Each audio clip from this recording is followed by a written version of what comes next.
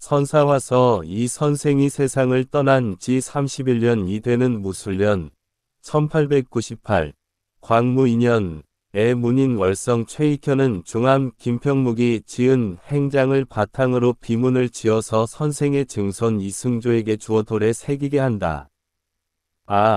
하늘이 이 세상을 염려하는 것이 지극하다고 말할 수 있다. 세상은 평화와 혼란이 없을 수 없는데 혼란하면 하늘은 반드시 한 사람의 대인군자를 내어 시대를 참작하여 혼란을 중재하는 기본을 마련하게 하였다. 주의 말기에 공자가 출생하고 송명의 말기에 주자와 송자 송시열을 말함이 태어난 것이 바로 그 징험이다. 그 후 서교 천주교 가 횡행하여 천하가 번복되고 생민이 어육이 되는 재화가 있게 되니 하늘은 우리 선생을 동쪽 지방에 탄생시켜 저들을 물리치는 일을 맡아 만세의 일치의 기초가 되게 하였으니 이것이 어찌 우연한 일이겠는가. 선생의 휘는 항로이고 초휘는 광로였는데 철종의 사칭과 현명이 된다 하여 고친 것이며 자는 이술이다. 대대로 양근 벽계리에 살았는데 마을이 청화산 서쪽에 있는 까닭의 학자들이 화서선생이라고 불렀다. 시조 총언은 고려 태조를 도와서 개국한 공운으로 벽진장군에 봉해졌으므로 자손들이 벽진을 본관으로 삼게 되었는데 대대로 세상에 이름이 드러난 이가 있었다. 본조 성종조에 이르러서 휘약동은 경행이 있고 청백하였으며 문무를 겸전하여 벼슬이 지중추부사에 이르렀고 시호를 평정이라 하였으니 바로 선생의 10대조이다. 증조의 휘는 태영으로 지중추부사며 조의 휘는 성복으로 증이조 참회이며 아버지의 휘는 회장, 호는 우로컨으로 증이조 참판인데 양대가 증직된 것은 선생이 귀하게 되었기 때문이다. 휘는 전이 이씨로 휘 위집의 딸이니 정조 임자년 1792년 정조 16, 2월 13일에 선생을 낳았다. 조모 신부인은 본디 안목이 있었는데 선생을 어루만지면서 이 아이는 반드시 우리 집을 번창하게 할 것이니 잘 가르쳐야 한다 하였다. 선생이 조금 자라면서 스스로 학문할 줄을 아니 우록공은 원대한 재기가 있음을 알고 손수 백록동 강규를 써서 주었다. 9세 때에는 한 노인이 말하기를 천지 사이에는 하나의 기가 있을 뿐이다 하자 선생은 문득 아마도 하나의 이가 있는 듯합니다 하여 만좌한 사람들이 크게 놀랐다. 어려서 과거 공부를 하여 반시성균시에 합격해서 명예를 크게 떨치니 그 당시 재상이 사람을 시켜 선생 보기를 청하였는데 선생은 달갑게 여기지 않아 그날로 집에 돌아왔다. 선생은 관례를 마치고 지평에 들어가 죽촌 이웃인 선생을 배웠다. 죽촌은 선생의 공부를 시험해 보고는 말하기를 나의 외우이다 하고 논설을 다하니 선생은 이로부터 위리의 중요함을 더욱 터득하게 되었다. 순조 병자년 1816, 순조 16년 이후에 연달아 부모의 상을 당했다. 복을 벗고는 속학을 모두 버리고 인을 찾는 자신을 위하는 공부에만 힘을 썼다. 그러자 원근에서 소문을 듣고 선생을 존모하여 책을 지고 오는 이가 날마다 문화에 가득하였다. 이때 선생의 나이 30이 가까웠지만 더욱 수렴하고서 나타내지를 않고 열수, 한강의 별칭, 의 서쪽으로 한 걸음도 나아간 일이 없었다. 척신이 선생을 이끌어다가 자기의 소용을 만들려 하자 엄한 말로 물리치니 감히 다시는 말하지 못하였다. 헌종 경자년 1840, 헌종 6년에 나라에서 경행 있는 선비를 특별히 청거하라 하는데 전조에서 선생을 제1위로 청거하여 휘경원 참봉정조 후궁 유비 박씨의 무덤에 제수되었으나 나아가지 않았다. 날마다 학자들과 더불어 경서와 예문을 강론하고 복습하였고 일찍이 학교를 정하였으니 주자가 글 읽던 차례에 의거하여 과정을 엄밀히 세워 매월 한 차례씩 모였는데 늘 100여 명이나 모였다. 선생이 생도들과 강설을 할 때는 신색 사람을 감동시켰으며 위리가 중요한 부분에 이르면 딴 일을 끌어다가 비유하여 분석하였는데 통쾌하기가 생동하는 용과 뛰는 범 같았다. 이러므로 비록 목매하고 노둔한 자라도 모두 정신이 상쾌하여 깨치는 바가 있었다. 또 관계 하나를 지어 매한 강의가 끝나면 잘 읽는 자로 하여금 한 차례 외게 하였는데 그 조목은 대체로 10여 가지였다. 그 내용은 북쪽의 오랑캐, 청나라, 가위관 예의을 파괴하고 서쪽의 천주교가 우리 마음을 좀먹으니 남보다 앞장서서 마음을 밝히고 윤을 부릅떠서 성현의 가르침과 부조의 엄적을 떨어뜨리지 말자는 간절한 부탁이었다. 임술련 여국의 선생의 이름이 난초 죄인들이 엉뚱하게 꾸며댄 초사에 나오니 선생은 사당에 하직도 하지 못하고 옥에 갇혔는데 공초의 대답이 명백하고 언사가 자연스러웠는데 얼마 후에 풀려나게 되었다. 갑자년 1864 고종 1년 금상이 즉위하니 대신들이 경연에서 선생의 행위를 아뢰어 장원서 별제에 제수되었다가 전라도 도사로 전직되고 이어 사헌부 지평장령을 제수받았다. 지평이 되었을 때 선생께서 여러 번 은명을 입었는데 끝내 말 한마디 올리지 않을 수 없다 생각하였다. 곧 상소문을 지어 사적에서 삭제해 줄 것을 빌며 심학서를 덧붙였으니 이는 등극한 초기의 천명을 다지라는 내용이었는데 바로 직책이 경질되었으므로 올리지 않았다. 병인년에 서양의 도적대가 강도를 함락하니 유수 이인기는 왕성한 적세를 겁내어 성을 버리고 도망쳤다. 이때는 태평세월이 오래 지속되어서 전쟁을 알지 못하니 백성들은 조수처럼 흩어졌고 사대부들은 화친을 빌자고 하거나 서울을 떠나자고 주장하기도 하였다. 묘당의 논의가 선생을 불러오기를 주청하니 즉시 동부승지에 제수하고 특지를 내려 빨리 오도록 하였다. 선생은 이미 달려가서 그 일을 물으려고 하였기 때문에 명을 듣고는 곧 대궐 밖에 이르러 상소하여 사직하며 덧붙여서 마음속의 생각을 아뢰었으니 양적과는 싸워야 하고 화친해서는 안 된다 하였으며 전투를 하여 지키는 것은 일상적인 방법이고 서울을 떠나는 것은 통달한 권도이니 일상적인 방법은 누구나가 다 지킬 수 있지만 통달한 권도는 성인이 아니면 불가능하니 빨리 애통한 하교를 내려서 사방 백성의 감정을 고무시키라고 하였다. 이어서 대신을 공경하고 언로를 열어주며 재능 있는 이를 임용하고 사특한 이를 멀리하며 토목공사를 정지하고 사치를 벌이는 일들을 말하였다. 이와 같이 한 다음에야 양적도 물리칠 수 있고 국가도 보전할 수 있어 멸망하는 위험이 없을 것이라 하였다.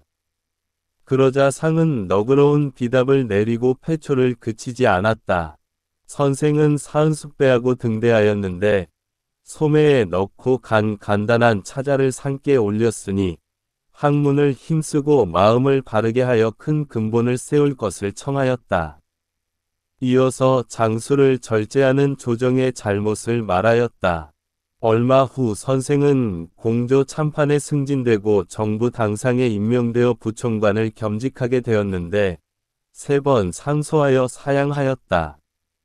이때에 상이 선생의 말을 채택하여 중회에 포고하고 전투를 하여 지키는 것을 정론으로 삼았다.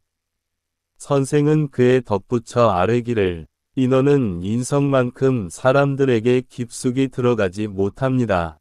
토목공사를 정지하고 세금을 많이 징수하는 것을 금지하며 충간을 따르고 어진 일을 등용하는 것이 인성입니다. 하였다. 또 전번 상소에서 아랜 신상필벌을 다시 들어서 이익을 생각하고 위리를 망각하거나 살기 위해서 구차하게 화를 모면하려는 자를 벌주지 않으면 안 된다고 강조하였다. 이때의 대신과 3사가 이인기를 벌주기를 청하였으나 상이 따르지 않으므로 상소에서 언급한 것이다. 다시 아뢰기를 서양 오랑캐의 화는 홍수나 맹수와 같으므로 만일 뿌리채 뽑아 버리지 않는다면 아무리 훌륭한 정치가가 나온다 하여도 어떻게 할 수 없을 것입니다. 모든 복식이나 기용 중에 하나라도 서양 물건이 섞여 있으면 모두 색출해서 대궐들에 모아 불살라 호호의 소재를 분명히 밝혀야 합니다. 또 이로써 궁의종 척조정 백성들을 경동시켜 모두 상의 뜻을 따르게 되면 몸이 닦아지고 가정이 다스려지고 국가가 바르게 됩니다. 그렇게 되면 서양의 물건을 교역하는 일이 없어질 것입니다. 교역이 끊어지면 저들의 기묘한 기교가 팔리지 않을 것입니다. 기묘한 기교가 팔리지 않으면 저들은 반드시 목적하는 바가 없어서 오지 않을 것입니다. 이는 저들을 체포하여 벌을 주고 정벌하는 일과 서로 본말이 되는 것이니 이렇게 하지 않을 수 없습니다. 하였는데 상은 의례적인 비답을 내릴 뿐이었다. 선생은 자신의 말이 시행되지 않음을 보고는 곤대 번째 소를 올려 병을 아뢰어 채직되었다. 바로 동제예금 부사를 제수하니 드디어 병의 증상을 말하면서 부역과 세금의 징수가 그치지 않는 것과 상벌에 마땅하지 못한 것과 서양 물건의 유통을 금절해야 한다고 거듭 아뢰었으나 역시 상은 의례적인 비답을 내릴 뿐이었다. 그러자 선비들은 혹 선생이 경솔하게 관직에 나갔을 뿐더러 말이 쓰여지지 않는데도 곧바로 물러나지 않아 조정에서 어진 일을 가볍게 보도록 하였다고 탓하였다. 선생은 이에 답하기를 국가가 위급할 적에는 달려가서 묻는 위리가 있는 것이다. 자사가 내가 만일 떠나게 되면 임금은 누구와 함께 나라를 지킬 것이냐. 고한 말이나 맹자가 군사를 출동한다는 명령이 있어서 물러나기를 청할 수 없었다. 고한 말로 볼 때 외적을 물리치기 전에 물러나기를 고하는 것은 끝내 할 수가 없었다. 하였다. 이윽고 문인 양언수가 순무 천총으로 적을 정족산성에서 격퇴했다는 보고가 이르자 선생은 상소를 남겼으니 징계하고 삼가야 할 요점을 아뢰고 이어 만동묘를 복원할 것을 청한 뒤에 새벽에 동문을 나와서 고향으로 돌아왔다. 선생이 떠나간 뒤에 백성들은 모두 한탄하였는데 전헌납 박조은, 부옥은 박규서 같은 이는 소를 올려 다시 예를 갖추어 맞아올 것을 청하였으나 상은 끝내 등용하지 않았다. 정묘년 1867 고종 4년에 경연 특징관의 임명이 있었다. 다음해 무진년 3월 18일 유시의 정침에서 세상을 떠났다. 이 시각에 별이 떨어지고 지진이 일어나는 이변이 있었다. 아, 철인이 돌아가는 것이 어찌 작은 변이겠는가. 부음이 들리자 부의와 치제를 전례대로 하였다. 그 후 윤 4월 21일 무진의 벽계남쪽 정보의 서산 손자원에 안장하였다. 선생이 일찍이 말하기를 성인이 천하의 백성을 차마 외면하지 못하는 것은 마치 인인 효자가 부자 형제를 차마 외면하지 못하는 것과 같다. 그러므로 학외자는 잔인한 사람임을 알겠다. 하고 또 말하기를 성인은 천하의 한 사람이라도 덕화를 입지 못하거나 한 물건이라도 제자리를 얻지 못하면 마치 자신의 몸 한 부분이 아파서 당기고 찌르는 통증을 느끼듯이 한다. 하였다. 이에 선생은 주의 제도를 자세히 연구하여 당시의 급선무를 환히 알았다. 비록 초야에서 공공하게 살았지만 생민을 위하는 생각은 항상 간절하여 언제나 흉년으로 떠돌아다니는 백성의 참상을 말할 적에는 눈물을 흘렸으며 출입할 때 쉬는 곳마다 반드시 주민들의 생활을 묻고 병폐를 들으면 탄식하며 떠나지 못하였다. 일찍이 선생은 마을에 양식이 없어서 농사를 그르치는 것을 근심하여 사창을 만들어 구제하였고 또 요역이 매우 자주 있어서 유리하는 호구가 있으면 돈을 독리에 희사하여 대신 바치게 하였다. 그러면서 이르기를 맹자의 가슴에는 언제나 백성 두 자를 잊지 않았다. 우리는 이러한 기본 강령이 없기 때문에 성현에 이르지 못하는 것이다. 하고 또 말하기를 3대 이후 전제를 시행했으나 근고에 와서는 한정된 민정과 명정만이 있었을 뿐이니 고려 시대와 같이 전답을 모두 관에 소속하게 하니 패단이 마침내 전호에 이르게 되었다. 국조 2조를 가리킴 애는 일체를 백성에게 소속하게 하니 만류의 패단이 또 겸평하는 데 이르렀다. 지금의 이것을 개혁하려면 공전의 제도를 채택해야 한다. 하였다. 다시 이르기를 많이 저축하여 흉년에 대비하는 것은 사창보다 좋은 것이 없고 백성을 교화하고 풍속을 바르는 것은 향약보다 좋은 것이 없으며 병농을 하나로 하는 것은 부병보다 나은 것이 없다. 하고 또 이르기를 국토를 수비하는 정책은 보루를 쌓는 것이 최선의 방법인데 우리나라 해읍은 더욱 그 방법을 쓰지 않을 수 없다. 하였다. 선생의 정치로는 언제나 어진 일을 임용하고 재능 있는 자를 부리는 것을 선무로 삼았으며 인재를 배양하는 방법은 사부로서 선출하지 말고 옛날의 비능 제도를 회복하자고 하였다. 만약 근본을 말한다면 착한 것은 아뢰고 사특한 것은 마가 임금의 마음을 바르게 하여야 한다는 것이었다.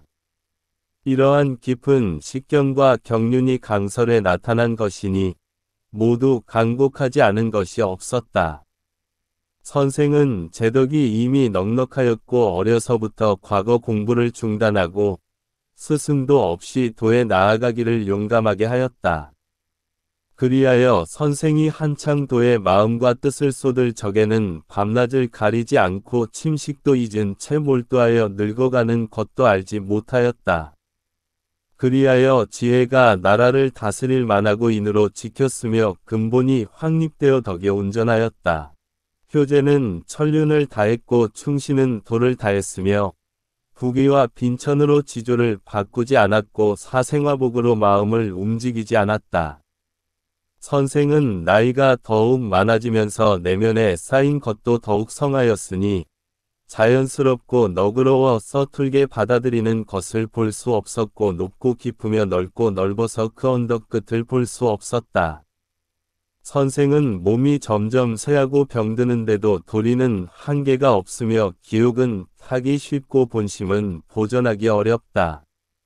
생각하여 부지런히 힘쓰기를 미치지 못할 것 같이 하였고 겸손하기를 얻지 못할 것처럼 하였으며 두려워하기를 하루아침에 죽을 것 같이 하였다.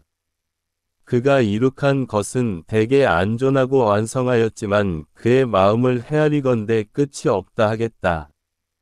대개 선생의 학문은 소학과 주자가래로 근본을 삼고 대학, 논어, 맹자, 중용으로 줄을 삼았다.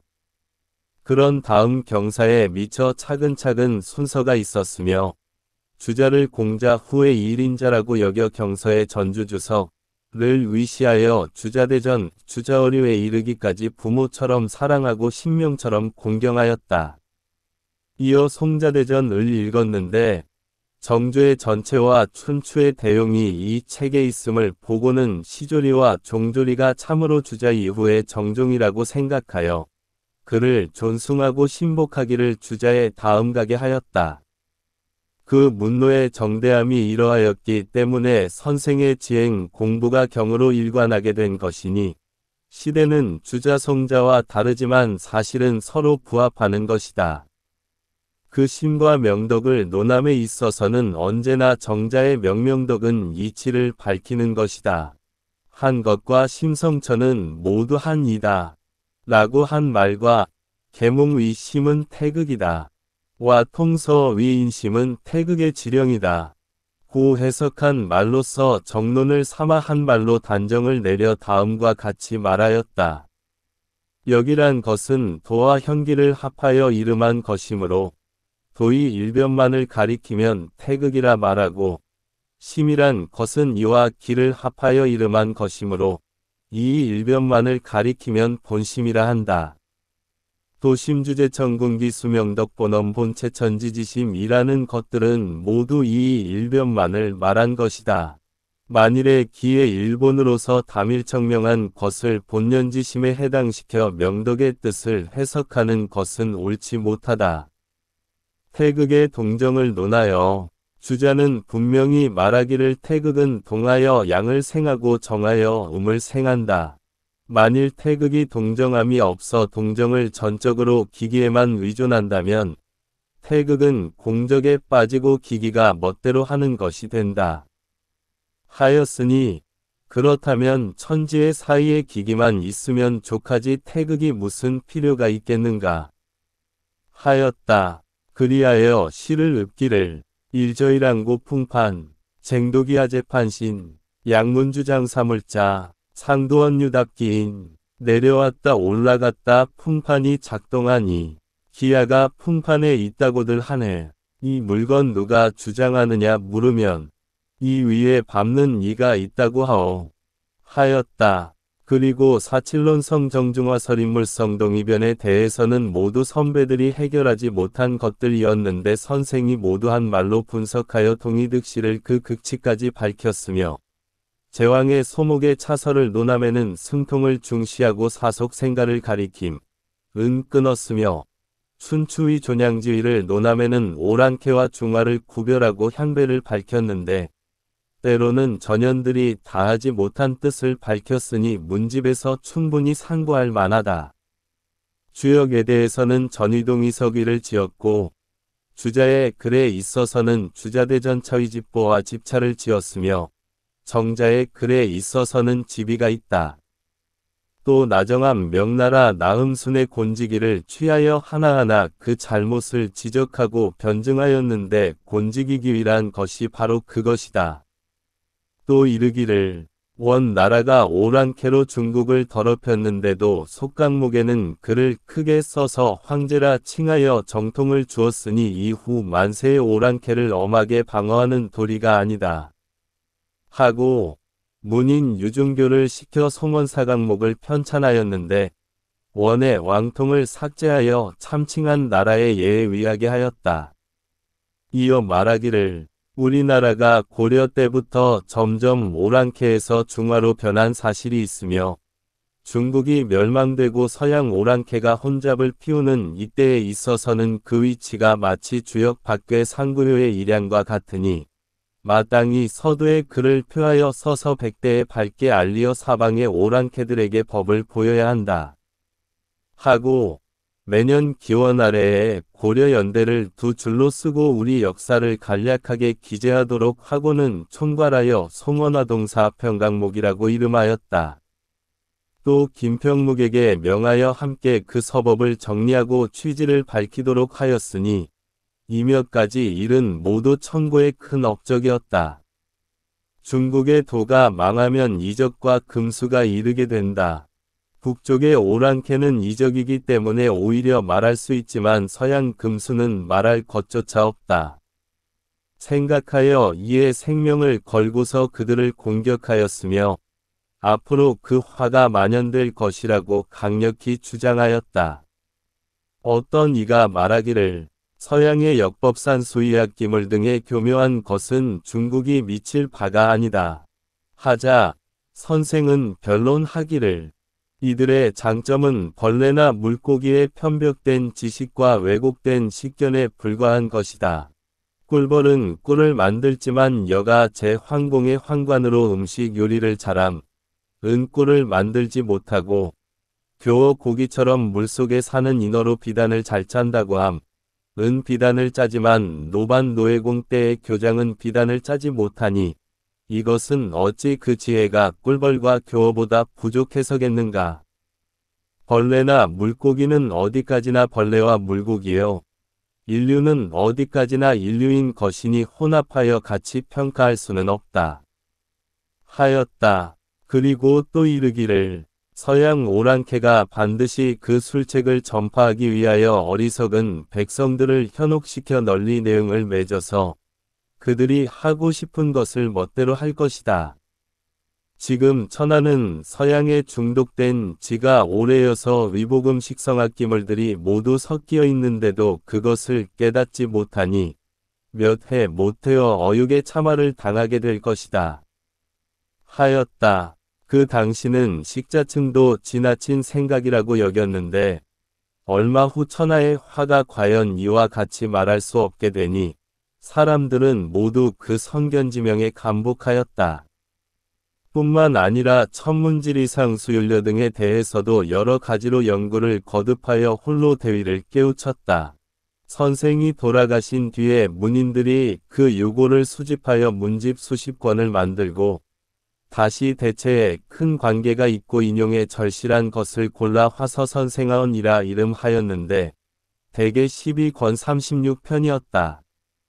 선생은 고령 박씨에게 장가들었는데 부인의 아버지는 박채환으로 기묘 명현인 용담 현령 박세호의 후손이다.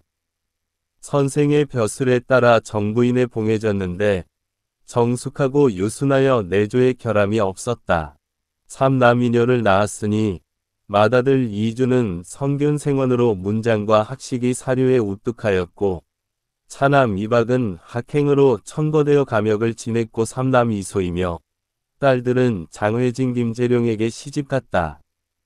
그리고 손자 이종옥은 이소의 아들인데 과방조카가 양자로 들어가는 것으로 하여 이준의 아들이 되었으며 이종설은 이박의 정실 아들이며 이종순 이종영과 김혜연의 처는 첩의 소생이다. 이소는 족자 이종직을 양자로 삼았으며 이승조는 종옥의 아들이다.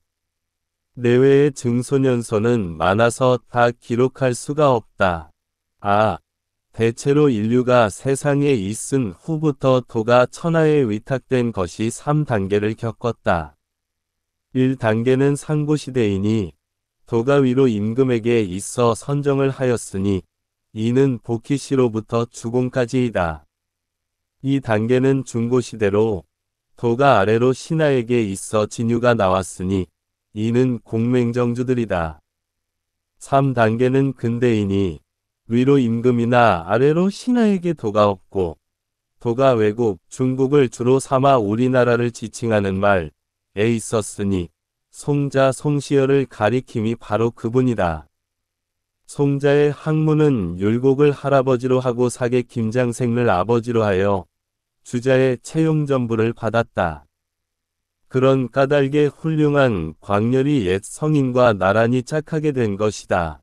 이로부터 문헌이 떨어지지 않았고 100여 년 후에 다시 선생이 나와 그 채용의 전체를 인하여 아주 정미한 데까지 연구하여 학문은 이를 주로 하는 것으로서 종지를 삼았고 사업은 서양을 배척하는 것으로 대위를 삼았다. 그리하여 근본이 성대하였으므로 발현이 무궁하였다. 그 정신과 기백에 풍부받은 것이나 그 정사와 예의를 마땅하게 행하였는지는 알 수 없지만 결과적으로 선생은 세대에 드문 진유요 사문의 정종이지 결코 작은 나라의 일시적인 유연이 아닌 것은 명확하다. 그러므로 당시 식자들은 혹 선생을 천민천리를 온전하게 다한 사람, 이후 왕좌이다. 라고 일컬었다. 이어 생각건대 이현이 선생의 문화에서 교화를 받은 것이 오래지 않고 또 재질도 가장 용렬하여 선생의 성덕을 형용할 수 없는데 지금 길이 전할 신도비 건립의 외람되게도 비문의 위촉을 받았다. 그러나 끝내 사양할 수 없기 때문에 삼가행장에 위거하여 비문을 엮었다. 그러나 선생의 덕행이나 사업에 있어서는 만에 하나도 거론하지 못했음을 밝혀둔다. 이어 다음과 같이 명한다. 하늘이 우리나라를 사랑하시어 정도를 창성시켰네. 율곡의 경과 오함의 직은 사실은 주자를 계승하였네. 진실로 선생께서는 몇 세대 만에 나시었도다. 뛰어난 호걸의 자질로 성현의 학문을 체득하였네.